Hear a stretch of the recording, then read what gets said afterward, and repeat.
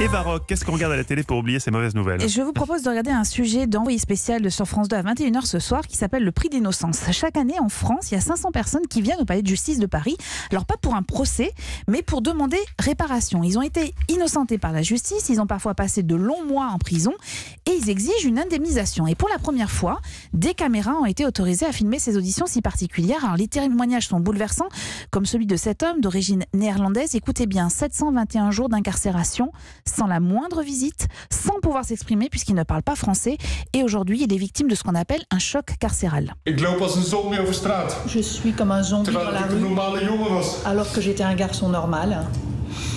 Je ne veux pas ceci. Je n'ai pas choisi cette situation. Si je l'avais choisi,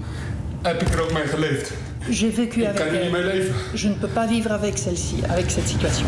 Alors face à lui, il y a des magistrats, mais ils ne sont pas là pour rejuger l'affaire, mais pour établir ce qu'on appelle le prix de l'innocence. Dans certains pays, cette indemnisation est fixe. C'est un forfait par jour d'emprisonnement.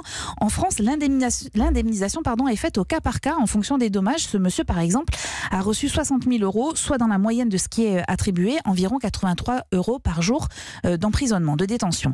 Souvent, cette indemnité financière, en fait, c'est pas la priorité parce que les innocents viennent surtout chercher une réparation morale. Le magistrat Christian Cadieux, qui est président de cette commission, évoque son ressenti. Moi, les choses qui me marquent le plus, c'est le fait de voir des êtres qui sont encore en état de souffrance. En état de souffrance tout en étant sortis. C'est-à-dire qu'ils sont sortis des murs, mais eux n'en sont pas sortis. Alors à combien on estime la liberté? C'est la question qui sous-tend ce sujet. Une incursion unique qui aurait mérité un peu plus d'analyse à mon sens, mais c'est le sujet à voir dans le numéro d'envoyé spécial ce soir à 21h sur France 2.